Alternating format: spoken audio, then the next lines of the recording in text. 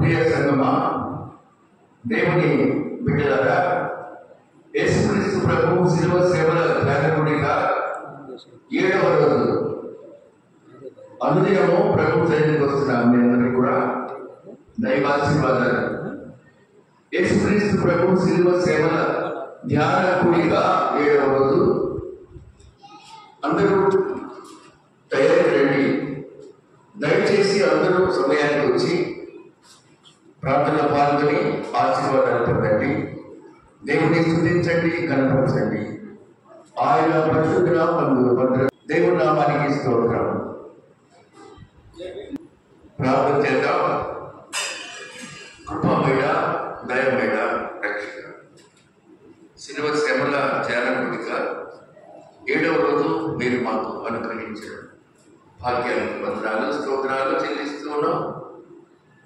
బిడ్డలు ఆశీర్వదించబడి దేవుని వాక్యం విని వారి జీవితాన్ని దేవుని సమర్పించుకొని యేసయ్య పొందిన శ్రమల జీవన కాలాన్ని జ్ఞాపకం చేసుకుంటూ మేము ఆయన్ని అనుసరిస్తూ మా కొరకు శ్రమలు పడి శిలువలో బలియాగమైన శ్రేష్టమైన తలంపుతో ఇట్టి సమయాన్ని దేవుడికి అనుగ్రహించే భాగ్యం మాటలకు దయచేయండి. ఆది అంత మీరే నుండి ఈ కూడిక నడిపించి మీ నామాన్ని ఘనత మాకు ఆశీర్వాదం దయచేయమని మా ప్రభువును రక్షకుడు మా కొరకు శిలువలో ప్రాణమర్పించిన యేసు దేవుని పరిశుద్ధ నామములో అడుగుచున్నాము తండ్రి. ఆమేన్.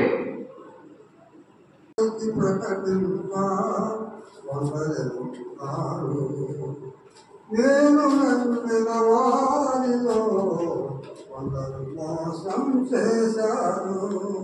నేను నమ్మిన వారిలో కొందరు మోసం చేశారు. మీలో ఒకరైనా ఎవరైనా, మీలో ఒకరైనా వెళతారా నా ప్రేమను చెబుతారా, వెళతారా నా ప్రేమను చెబుతారా. యెహోషువ గ్రంథం 2వ అధ్యాయం. నూను కుమారుడైన యెహోషువ బేగుల వారైన 2 మనుషులను పిలిపించి, మీరు పోయి ఆ దేశమును ముఖ్యముగా ఎరికోను చూడుడని వారితో చెప్పి షిత్తీము వద్ద వారి రహస్యముగా పంపెను. వారు వెళ్ళి రహాబను ఒక వేశ్య ఇంట చేరి అక్కడికి దిగుగా దేశమును వేగు చూచుటకు ఇశ్రాయేలీయుల యొద్ద నుండి మనుషులు రాత్రి వేళ ఇక్కడికి వచ్చారని ఎరుకో రాజుకు వర్తమానం వచ్చెను. దేవుడి పరిశుద్ధ వాక్యం మనందరి వెనుకడిలో దీవించును గాక. ఆమేన్. ప్రార్థన చేద్దాం. ప్రార్థన. ప్రియమైన దేవుని సంగమా, దేవుని బిడ్డలారా, 2వ అధ్యాయంలో చూడండి, మొదటి వచనం చివరిలో వారు వెళ్ళి రహాబను ఒక వేశ్య ఇంట చేరి అక్కడ దిగగా, ఆ పట్టణం ఎరికో. అక్కడ ఉన్నటువంటి స్త్రీ పేరు ఎరికో. ఎరికోనే శాపగ్రస్తమైన పట్టణం. అందులో రహాబు వేశ్య అని వ్రాయబడి ఉంది. ఇక్కడ వేశ్య అనే పేరు పెట్టబడిన స్త్రీ ఉందండి. ఈరోజు ఆమెను గురించి తెలుసుకోవాలని అందరికీ మనం చేస్తూ ఉన్నాం. ఆమె కనానీయురాలు మరియు అన్యురాలు కూడా. చివరికి ఆమె అలా ఓడిపోయి పడిపోయి కూలిపోలేదు. ఇశ్రాయేలు వంశంలో చేర్చబడింది. ఎలా చేర్చబడిందో మీరు వినండి. మనుషులు విసర్జించిన దేవుడు విసర్జించడు. ఇది సత్యం, ముమ్మాటికి సత్యం. మనుషులు లెక్క చేయకపోయినా దేవుడు అటువంటి వాడు కాడు. దేవుడికి అందరూ సమానం. పాపులను పిలవచ్చుతుంది కానీ నీతిమంతుల కొరకు నేను రాలేదు. ఒక పాపి రక్షించబడితే పరలోకంలో దేవదూతలు ఆనంద గానం చేస్తాయి. ఇక్కడ చదవబడిన ఈ బిడ్డ యొక్క పేరు, ఆమె పరిస్థితి వ్రాయబడింది. కొంతమందిని అనగా బహు చెడ్డ వారిని మనం చూసి అనుకుంటాం. ఇక అతని పని అయిపోయింది. ఇక ఆమె పని అంతే, చచ్చిందాకా అంతే. అలా ఊహించుకుంటాం. కానీ దేవుని ఉద్దేశాలు వేరుగా ఉంటాయి. ఎవరూ నశించకూడదు, అందరూ అంతగా మార్పు చెందాలి. అది యేసయ్య ఉద్దేశం. మన దేవుని ఉద్దేశాలు నెరవేర్చాలంటే మన జీవితాలు మార్చబడాలి. We have to change our lives. మన జీవితాలు మార్చబడాలి. దేవుడు మన భవిష్యత్తును మార్చేస్తాడండి. ఇప్పుడు నువ్వు ఏ స్థితిలో ఉన్నా ఇక మీదట దేవుడు మార్చబోతున్నాడు. ఇంతకు మునుపు ఏ స్థితిలో ఉన్నా ఇప్పటి నుంచి దేవుని బిడ్డ అవడానికి దేవుడు నీ కొరకు ఎదురు చూస్తున్నాడు. Lord Jesus is approaching you. దేవుడు మన భవిష్యత్తుని మార్చివేస్తాడండి. మనుషులు మన జీవితాన్ని గేలి చేస్తారు. దేవుని క్యారెక్టర్ అది కాదండి. అదే విషయాన్ని రహాబు ద్వారా ఈ రాత్రి ఈ కొద్ది నిమిషాల్లో తెలుసుకుందాం. రహాబును చూసిన వారు అనుకుని ఉండవచ్చు, ఈమె బ్యాడ్ క్యారెక్టర్, ఒక వేశ్య, ఒక అన్యురాలు అని. ఈమె బ్రతుకు ఇంతే అనుకుని ఉండవచ్చు జనం. ఈమె చివరికి ఏ జబ్బులతోనో ఏ అవమానాలతోనో ఆత్మహత్య చేసుకుంటుంది, ఈమె మరణిస్తుంది అనుకున్నారు. కానీ రహాబు విశ్వాసాన్ని నిజదేవుడు తన జీవితంలో చూసి ఆయన తన బిడ్డగా ఆహ్వానించుకున్నాడు. ఆమెకు జీవితంలో రక్షణ భాగ్యాన్ని అనుగ్రహించినాడు. రహాబు రక్షించబడడం యొక్క భాగ్యం అండి. దేవుడు తన రహాబు యొక్క జీవితాన్ని మలుపు తిప్పాడండి. ఈ రాత్రి మీతో చెప్తున్నాను, నీవు ఎంతటి వాడవైనా ఎంతటి దానమైనా God is going to change you. దేవుడు నేను మార్చాలనుకుంటున్నాడు. నీ కొరకే ఎదురు చూస్తున్నాడు.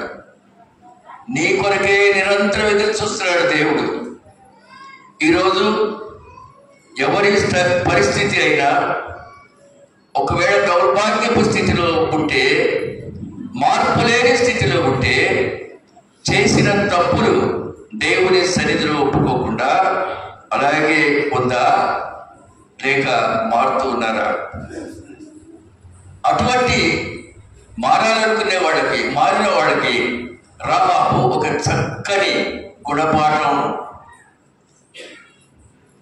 మీ స్వభావం మారకపోతే, మీ కుటుంబ పరిస్థితులు మారకపోతే నానా విధమైన ఇబ్బందుల్లో పడిపోతాం. ఒకవేళ ఇప్పటికే నానా విధమైన ఇబ్బందుల్లో ఉన్నారా? అయితే రహాబు చేసినట్లు చేస్తే దేవుడు నిన్ను ఒక మలుపు తిప్పబోతున్నాడు. నీవు దేవుని చేత గుర్తించబడతావు.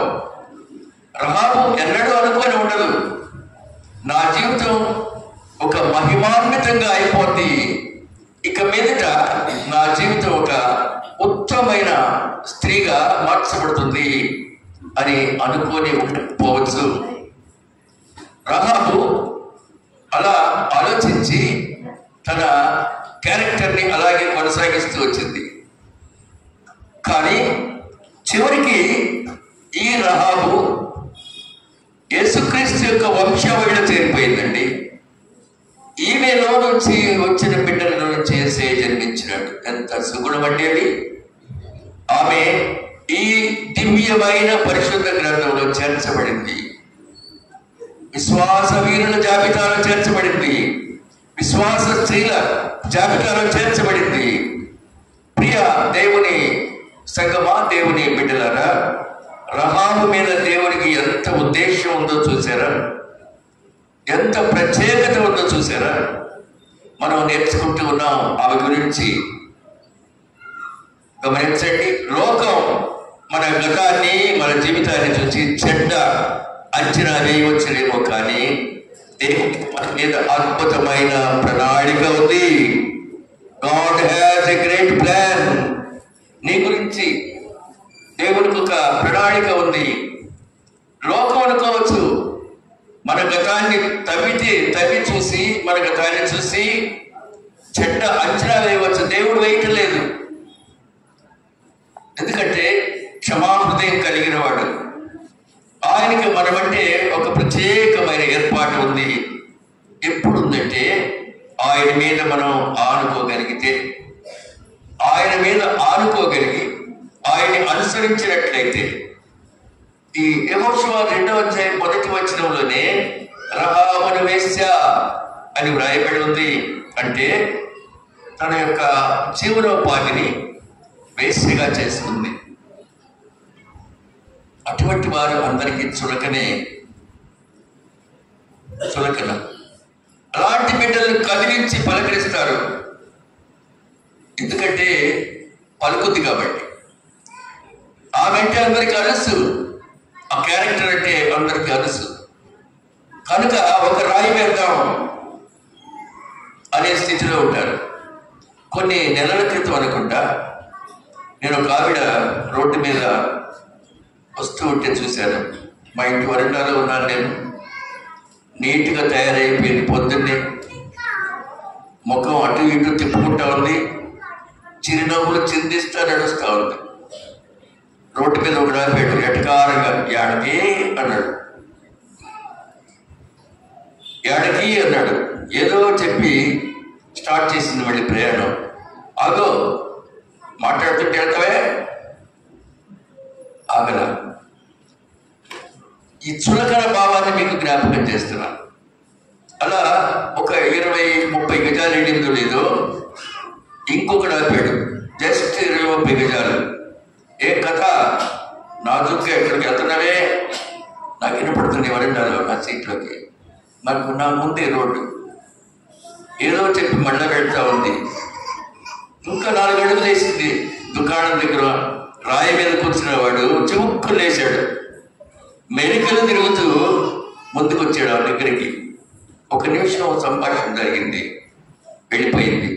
ఆలోచించాను, ఎందుకని ఈమెకు ఇన్ని ఇంటర్వ్యూలు? ఎందుకని ఈమెను ఎంతమంది కదిలించి మాట్లాడుతూ ఉన్నారు? రోడ్డున వెళ్ళేవాళ్ళు తమ పని తాము చూసుకొని వెళ్ళాలి కదా. ఈమె కొంచెం తేడాగా కనిపిస్తుంది అనుకున్నా. అందరికీ లేదే, అందరూ హాయిగా పోతున్నారు, వస్తున్నారు, ఎవరు పర్యటన చేసుకుంటున్నారు, ఎవరు వాళ్ళని కదిలించరు, పలకరు. ఈమెకే ఎందుకు వచ్చింది? కాబట్టి కొంచెం తేడా కనిపిస్తూ ఉంది. ప్రపంచం అటువంటి వాళ్ళని చాలా చులకనగా చూస్తుంది. ఏ ఊర్లోనైనా, ఏ దేశంలోనైనా. Character is the crown of life. గుణం అనేది మనకు ఒక కిరీటం లాంటిది. Mind it. గోధుమ పంటలో గురిబిందలు కూడా మొలుస్తాయి.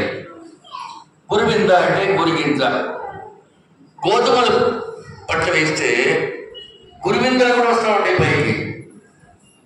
ఎవరు చల్లకుండానే వస్తాయి, ములుస్తాయి. కొంతకాలం వచ్చిన తర్వాత, నూర్పిడి కాలం వచ్చిన తర్వాత గోధుమలను కొట్టులో వేస్తారు, గురిబిందలను మంటలో వేస్తారు. కొట్టు పరలోక పట్టణం, మంట పాతాళం. గురిబిందగా ఉందామా, గోధుమ గింజగా ఉందామా? అటువంటి వారి మీద ఒకవేళ మంచివారు ప్రక్కనే వెళ్తుంటే వాళ్ళకు కూడా అనుకోని విధంగా పాపం అడ్డగట్టేస్తారు. బైబిల్ చెబుతుందండి, దుష్టుల ఆలోచన చొప్పున నడవక, పాపుల మార్గమున నిలవక, అపహాసకులు కూర్చుండు చోట కూర్చుండక, యెహోవా ధర్మశాస్త్రమును ధ్యానిస్తూ నిరంతరము ధ్యానించువాడు ధన్యుడు. చాలంతవరకు అపహాసకులను అక్కడ ప్రభు అంటున్నాడండి, మీ దేహం అపహాసకులుగా ఉండడానికి కాదు, మీ దేహము దేవుని యొక్క ఆలయం. You are right. మీ శరీరము దేవుని యొక్క ఆలయం. God Jesus want to reside in your heart. నీలో దేవుడు నివసించాలనుకుంటున్నాడు. శరీరానికి అంటే మన దేహానికి నియమ నిబంధనలు ఉంటాయి. నియమ నిబంధనలతో ప్రవర్తిస్తే అది దేవుని చిత్తము. ఇష్టం వచ్చినట్టుగా మాట్లాడకూడదు, ఇష్టం వచ్చినట్టుగా ఆలోచన చేయకూడదు, ఇష్టం వచ్చినట్టుగా మెడకాయ తిప్పుకుంటూ వెళ్ళకూడదు, జీవించకూడదు. శరీరానికి నియమము నిబంధన ఉంది. అలాంటి నియమ నిబంధనలు పాటించాలి. స్త్రీ అయినా, పురుషుడైనా, యువకుడైనా, యువతి అయినా. అబ్బో ఈమెతో మాట్లాడితే అంత వెటకారమే, కొందరు పేరు ఉంది కొంతమందికి. వెటకారమే. అన్నం తిన్నారా? ఒకవేళ అడిగితే అన్నం మీరు తింటారు, ఈ అన్నం మేము గడ్డే తింటాం. వెటకారం. స్ట్రైట్నెస్ లేదండి. మనసు వెటకారం, అది కూడా పాపం. ఏంటి మరి అడగటం? అన్నం దానికి ఏం తింటాం? ఎందుకమ్మా ఇన్ని మాటలు? నేను అన్నం ఉంటే అంటారు. ఏంది లేకపోతే అన్నం తిన్నావా, నీకే అన్నం ఉన్నట్టు తగాదా పెంచుకుంటూ ఉంటారు. వెటకారాన్ని పెంచుకుంటూ ఉంటారు. అది కూడా పాపం.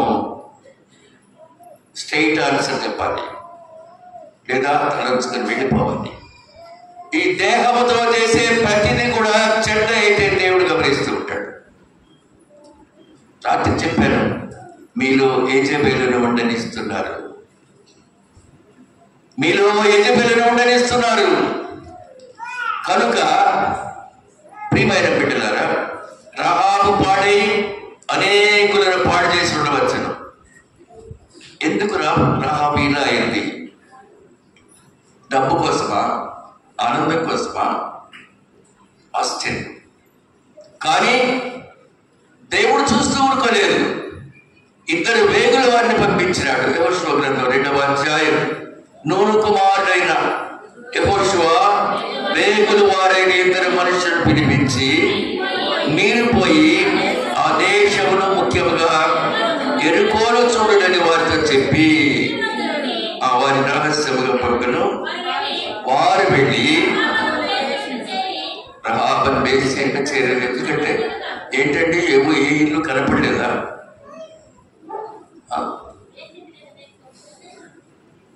ఎవరయ్యా మీరు మా ఇంటికి వచ్చారు అంటారేమో మిగతా వాళ్ళు. కానీ ఇక్కడ అలా అనే క్యారెక్టర్ లేదు కాబట్టి వచ్చేసారు. ఎన్నో ఏళ్ళంటే రహాబు ఇంటికి ఎందుకు రావాలి? ఎందుకంటే చాలా స్వల్పమైనటువంటిదిగా భావిస్తూ ఉన్నారు జనం. అలాంటి స్వల్ప జీవితం నుంచి మనం రిచ్ అండ్ రిచెస్ట్ జీవితంలోకి వెళ్ళాలి. జీవితంలో మలుపు అవసరం. అందరికీ మలుపు కావాలి. మనుషులు మలుపు తిరగాలి. స్త్రీలు కానీ, పురుషులు కానీ. అలాగే మన మాటలు, మన ప్రవర్తన, మన చూపులు చాలా జాగ్రత్తగా ఉండాలి. అది దేవుడు మనకి నేర్పిన సత్యం. 2వ అధ్యాయం చూడకుండా అగమ్మా 2వ అధ్యాయం చూస్తూ పోతే అక్కడక్కడ చూద్దాం. 4వ వచనం. ఆ స్త్రీ ఆ ఇద్దరు మనుషులను తోడుకొని వారిని దాచిపెట్టి, మనుషులు ఆ ఇద్దరికి వచ్చిన మాట నిజమే, ఎక్కడి నుండి వచ్చారో నేను ఎరుగను, చీకటి పడుచుండగా గవిని వేయబడ వేళ ఆ మనుషులు వేరు పనికి వెళ్ళిరి, వారు ఎక్కడికి పోయిరో నేను ఎరుగను, వెళ్ళండి, మీరు త్వరగా వెళ్ళండి, వాళ్ళు పట్టుకుంటారు అని ఆ ఇద్దరి దగ్గరికి వచ్చి గబగబా మిద్దె ఎక్కండి. ఆ మిద్దె మీద జనప కట్టె ఉంది, ఆ జనప కట్టెలో దాక్కోండి, దాచిపెట్టేసింది వాటిని. ఎందుకు అలా చేసింది? ఆ మనుషులు చూడగానే ఈమెలో ఒక విధమైన ఆసక్తి బయలుదేరింది. వాళ్ళ మాటలు చాలా పాలిష్డ్గా ఉన్నాయి. వాళ్ళ ప్రవర్తన, వాళ్ళ డ్రెస్సింగ్ అంతా కూడా సెపరేట్గా ఉంది. అయ్యో అందరిలాగా, అందరి పురుషులాగా లేరే వీరి మాటలు ప్రత్యేకంగా ఉన్నాయి, చూపులు ప్రత్యేకంగా ఉన్నాయి. ఆమె గుర్తించింది, ఓహో వీరు ప్రభువైన యెహోవాను నమ్ముకున్న బిడ్డలు. అందుకని వారిని సేవ చేయడానికి ఇష్టపడింది.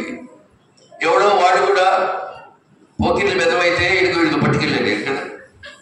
కానీ వారిని చూసి ఈమె గ్రహించింది, వేగుల వారు అని గమనించింది, వారిని చేర్చుకుంది.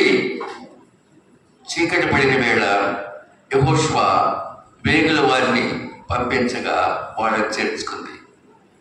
మనం ఎవరిని చేర్చుకుందాం? ఎవరిని చేర్చుకుందాం? యేసయ్యను ఎవ్వరూ చేర్చుకోలేదు. పుట్టినప్పుడు స్థలం లేదు. ఎక్కడో ఒక సత్రం, పశువులు ఉండే సత్రం, లేక పశువుల సత్రంలో స్థలం లేదు. పశువులు ఉండే పాకలో అదిగో అక్కడ ఉండొచ్చు అన్నారు. పశువుల తొట్టే విశ్వవ్యాప్తమైన పరిశుద్ధుడికి జన్మనిచ్చింది. ఆ విశ్వవ్యాప్తం మనకు కూడా మన జీవితంలో ఆయన పశువుల తొట్టిలో ఉన్న నీ హృదయం దగ్గరికి వచ్చేసాడు. ప్రకటన గ్రంథం 3వ అధ్యాయం 20వ వచనం. ప్రకటన 3వ అధ్యాయం 20వ వచనం. ఇదిగో నేను తలుపునంత నిలుచుండి తట్టుచున్నాను.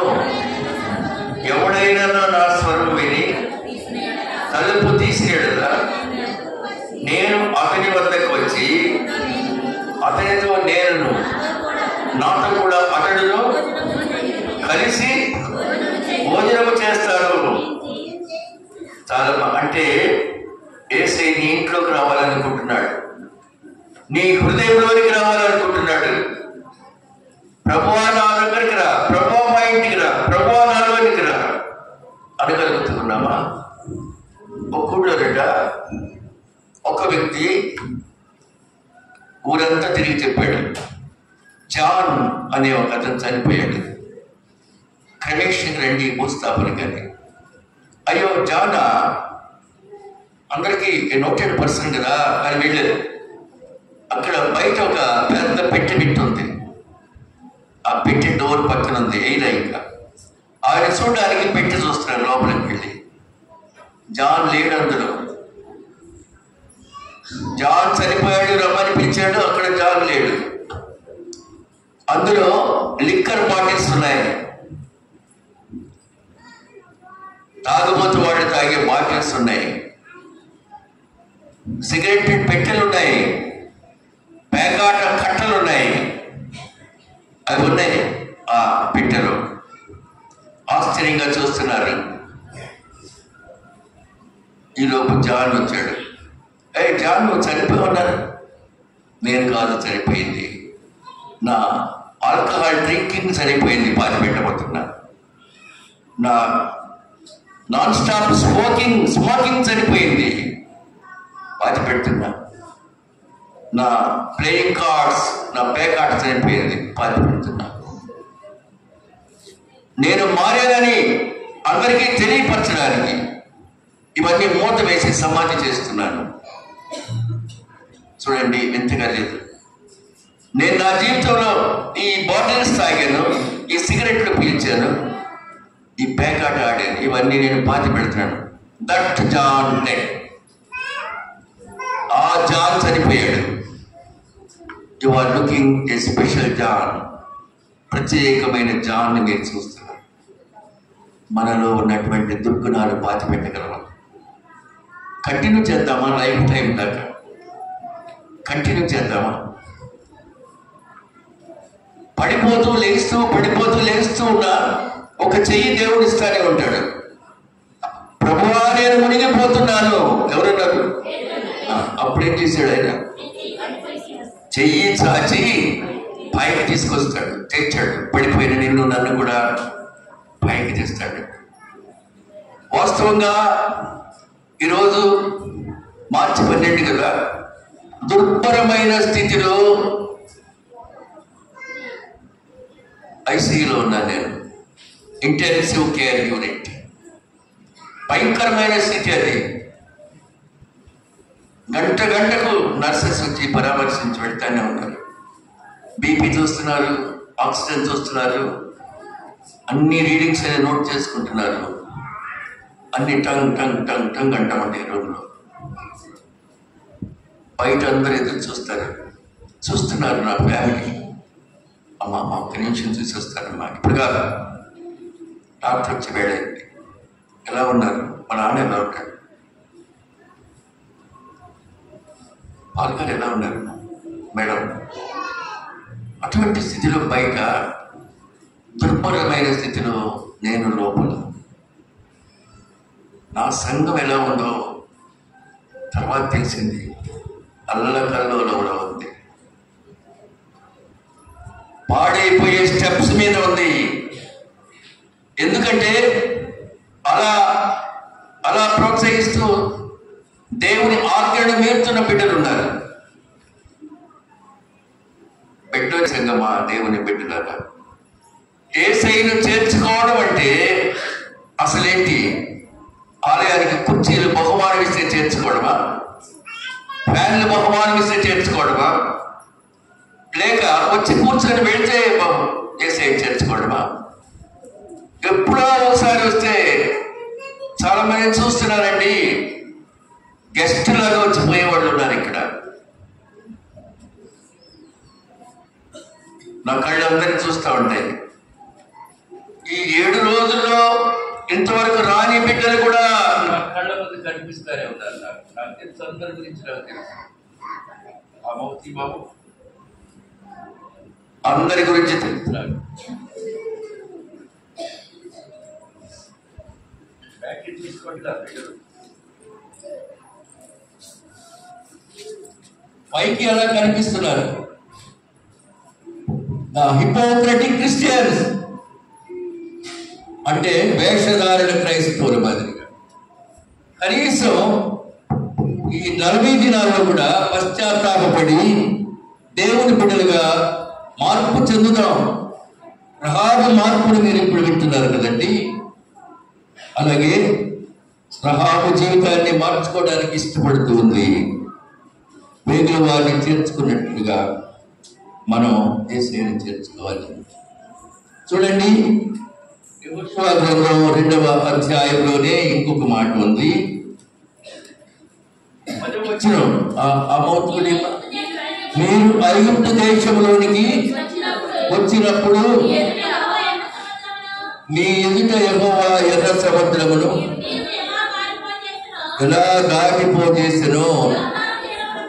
ఇంకొక మౌతుంది బండి తెచ్చిబండి. ఎవరైనా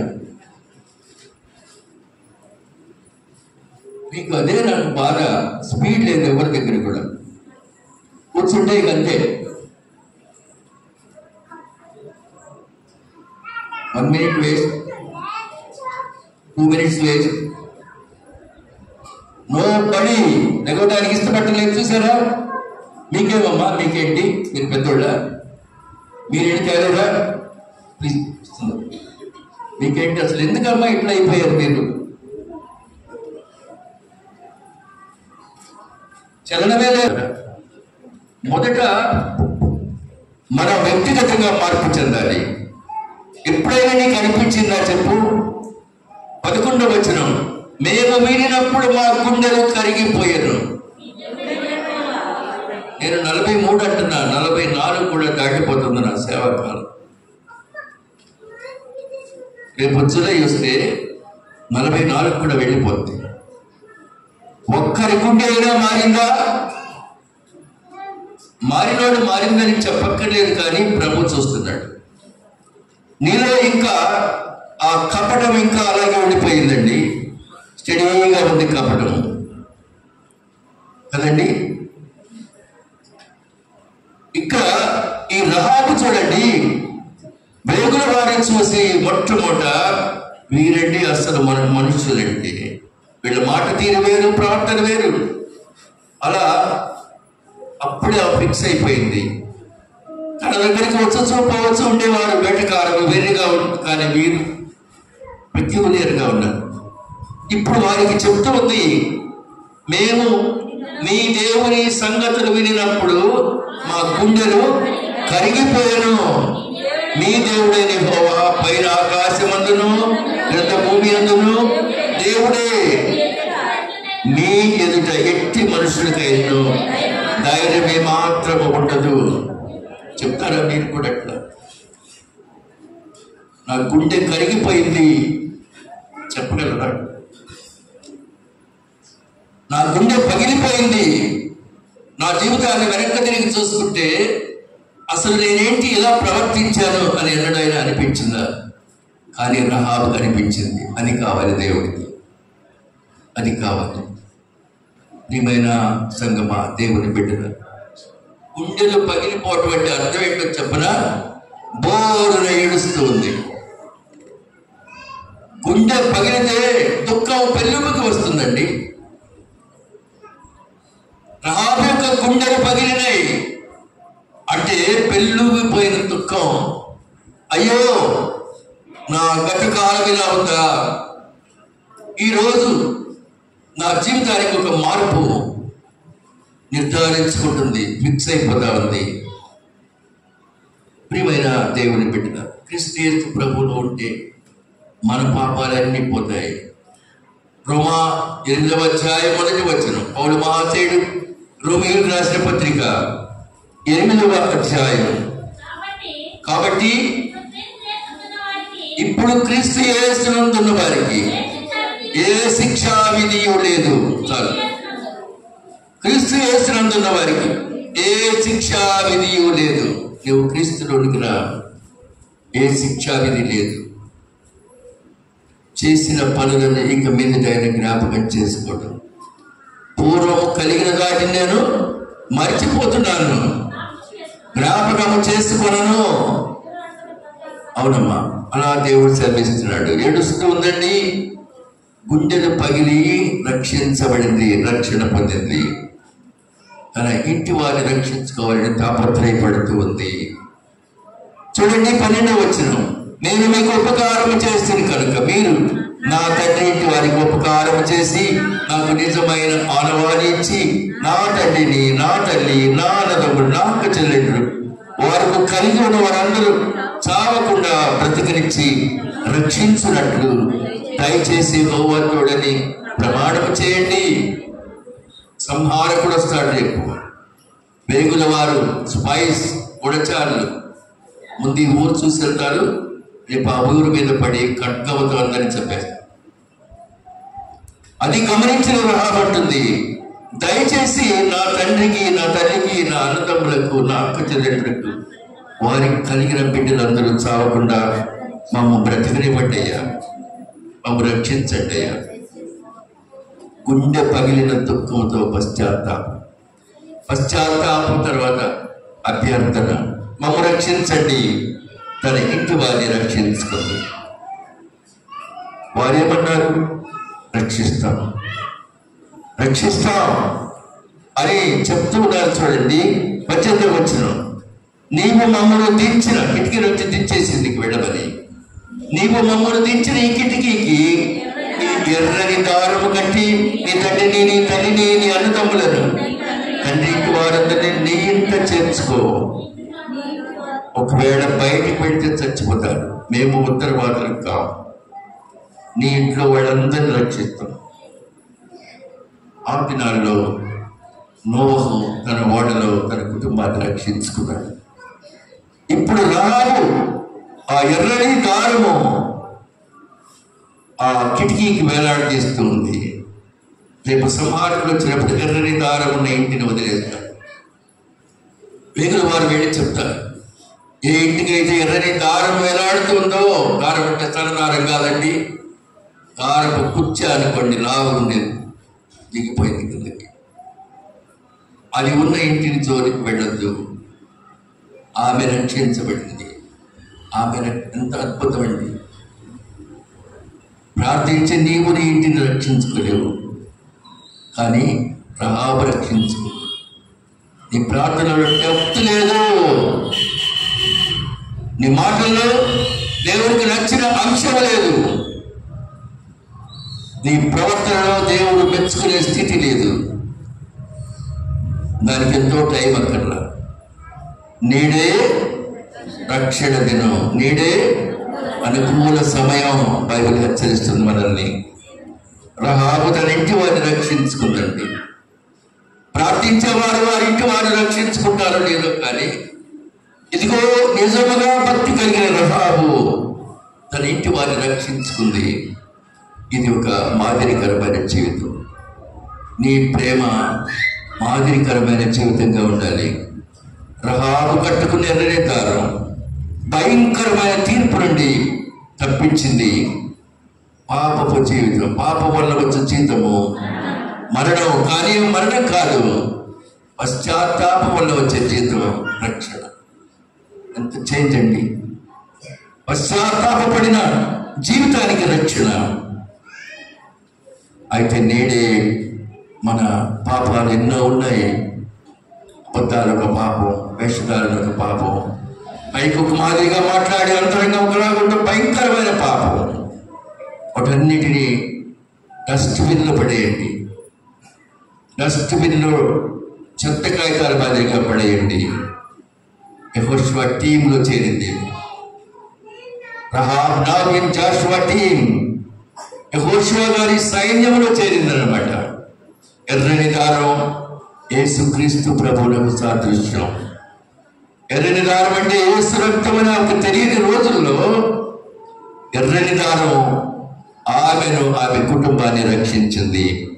అది యేసు రక్తం అండి, అది యేసు రక్తం. ప్రియమైన సహోదరి సహోదరులకు, యేసు రక్తము ప్రతి పాపమును కడుగును.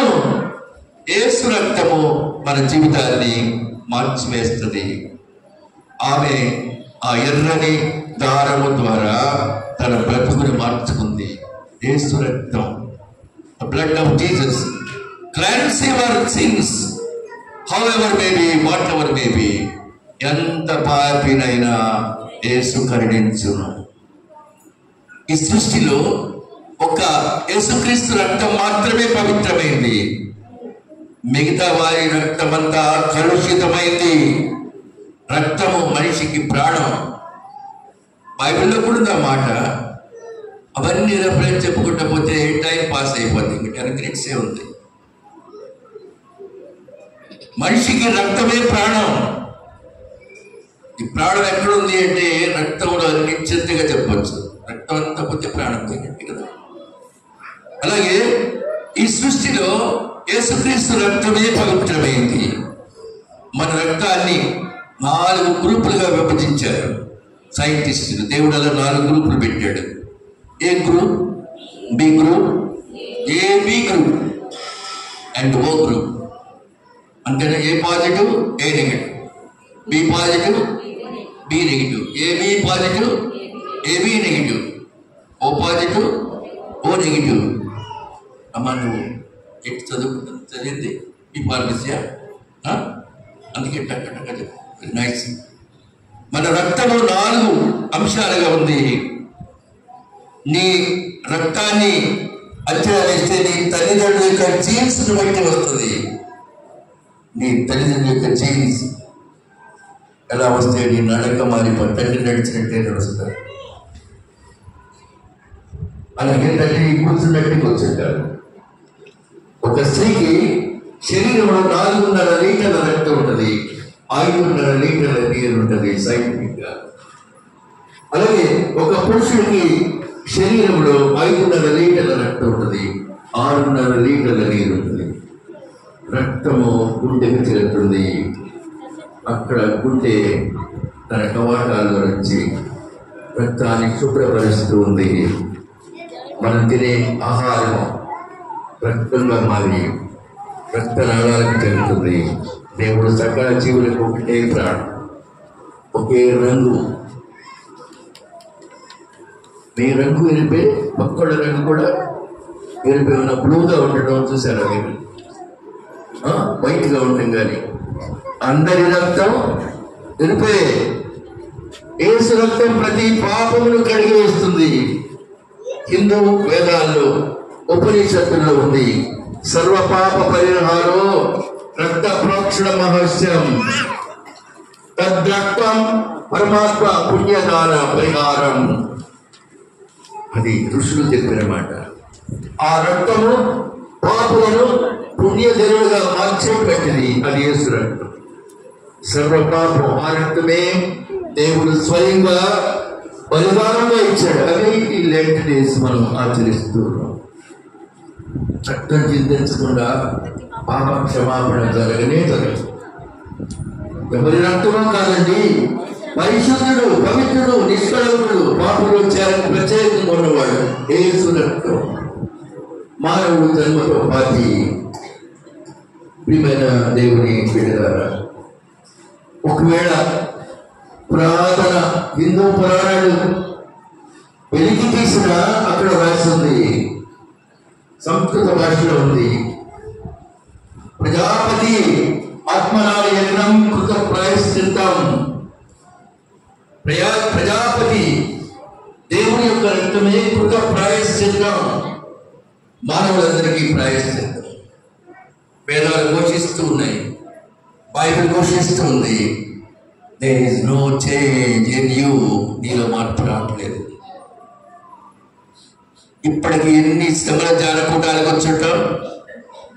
క్రీస్తు రక్తము ద్వారా విమోచన, క్రీస్తు రక్తం అపరాధాలను శుద్ధి చేస్తుంది, క్రీస్తు రక్తం దేవునికి సన్నిహితుడిగా చేస్తుంది, క్రీస్తు రక్తం దేవుని సన్నిధిలో ప్రవేశానికి అర్హత ఇస్తుంది.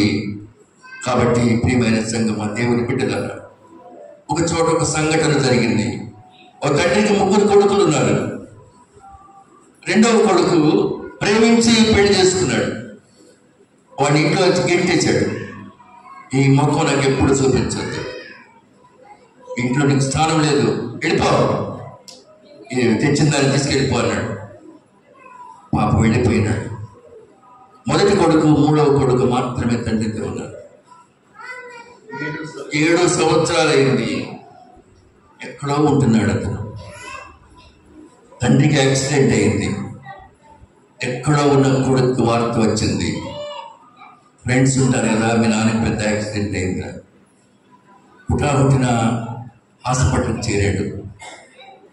దూరంగా ఉండి తండ్రిని చూశాడు అద్దాల్లో నుంచి.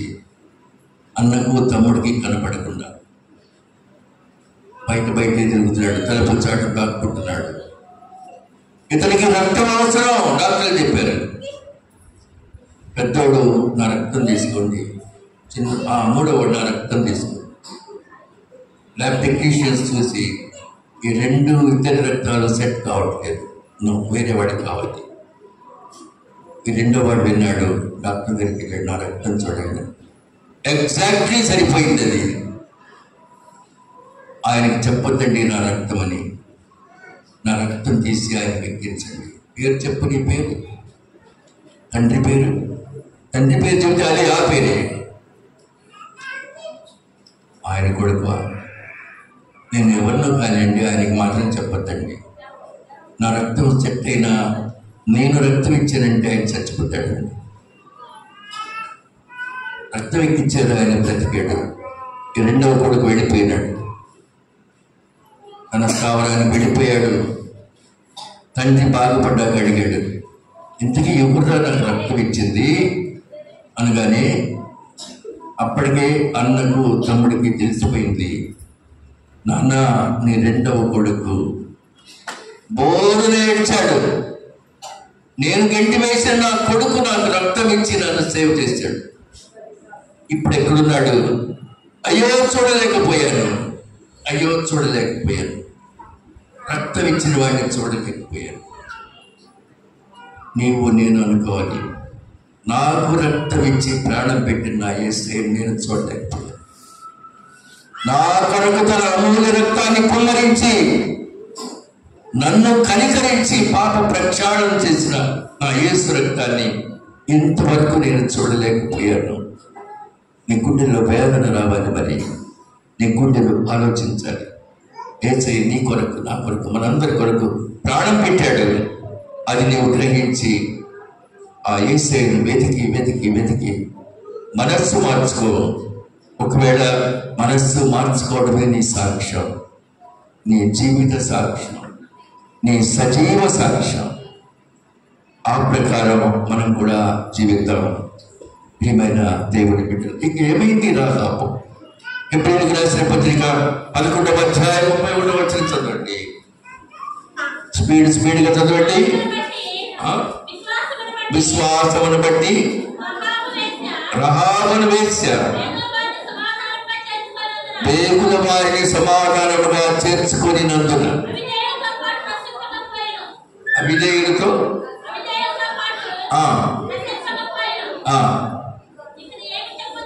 అవును, విశ్వాసం బట్టి రహాబు విన్నారండి. ఇప్పుడు రహాబు ఎక్కడుంది? ఏ లిస్టులో ఉందండి? పాపుల లిస్టులోనా? విశ్వాస వీరుల జాబితాలో ఉంది. ప్రతిరోజు దేవుని విచారించు, దేవుని ప్రార్థించు, దేవునికి మొక్కు, ఆయన రాజ్యంలోకి చేరు.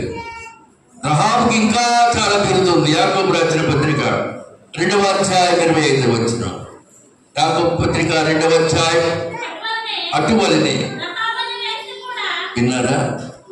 అటువలనే రహాబును వేస్తే కూడా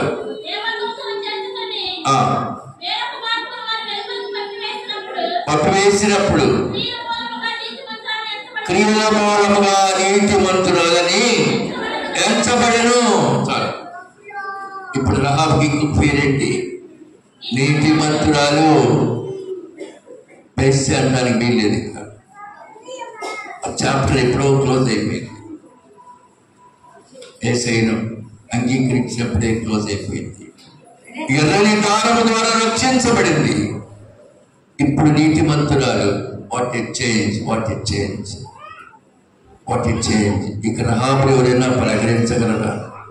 అమ్మో రహాబు అంటారు.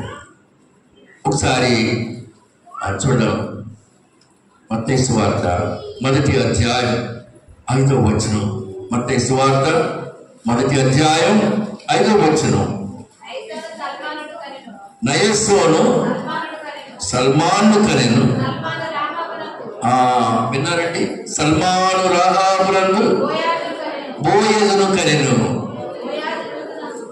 బోయాజు రూతునందు ఒబేదును కనెను. ఒబేదు యెషయను కనెను. యెషయ రాజైన దావీదును కనెను. What a wonderful, what a wonderful dynasty.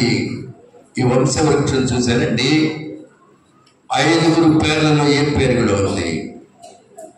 గొప్ప వంశవృక్షం చూడండి. నయస్సోను సల్మానును కనెను.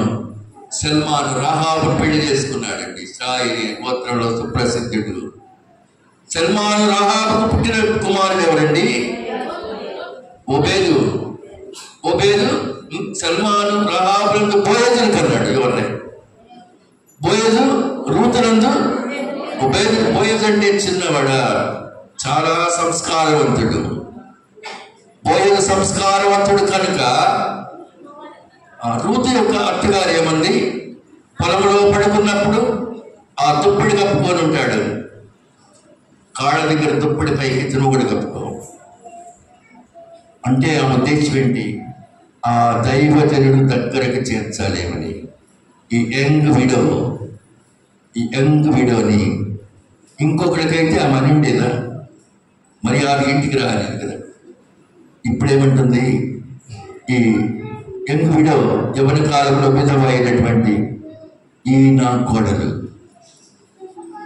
బాగుపడాలి, బోయజు ఈమెను మెచ్చుకోవాలి. అమ్మా పనుల కాలం రాత్రి వేళ పొలంలో ఉండేటట్లయితే సేవకురాంటూ పడుకుంటారు. నువ్వు మాత్రం రహాబు కాళ్ళ దగ్గర మిగిలి ఉన్న దుప్పటి కప్పుకొని పడుకో అన్నగారి యొక్క బోధ. ఎందుకంటే విశ్వాస వీరుల జాబితాలో తన కోడలు కూడా ఉండాలనుకుంది. అందుచేత ఇదిగో ఆ బోయజు ఆ రూతు ఒబేదును కన్నాడు. ఒబేదు యెషయను కన్నాడు. యెషై రాజైన దావీదును కన్నాడు. ఇది 5. ఈ 5 నిత్యరాజ్య వారసులు. వీరు నిత్యరాజ్యంలో ఉన్నతమైన స్థానం మనం కూడా పొందుతాం. నిత్యరాజ్యం మన కొరకు సిద్ధపరచబడింది. రహాబు మారగా మనం మారలేమా? ఇక మీద రహాబు ఒక శ్రేష్టమైన జీవితం కొనసాగించింది. కానీ మనుషుల చేత తృణీకరించబడిన దేవుడు తృణీకరించలేదు. దేవుడికి నీ మీద ఒక ప్లాన్ ఉంది. నీవు దైవ సేవ లేదు. కానీ రూతు దైవ సేవకుడు ఉండాలి. రూతు దైవ సేవకుడి దగ్గరే జీవించాలి. ఆయన పాదాల దగ్గరైనా జీవించాలి. నయోమి కోరుకుంది. ఆ ప్రకారం మన జీవితాన్ని దైవ సన్నిధిలో ఆయన పాదాలతో చేర్చుకుందాం. రహాబు అంతటి స్త్రీ ఇంత గొప్ప ఔన్నత్యాన్ని, ఇంత గొప్ప ప్రత్యేకతను పొందితే మనం పొందుకోవద్దా? ఆ ప్రకారం పరిశుద్ధాత్మ దేవుడు మనల్ని దీవించి ఆశీర్వదించునుగాక. ఆమేన్. ప్రార్థన చేద్దాం.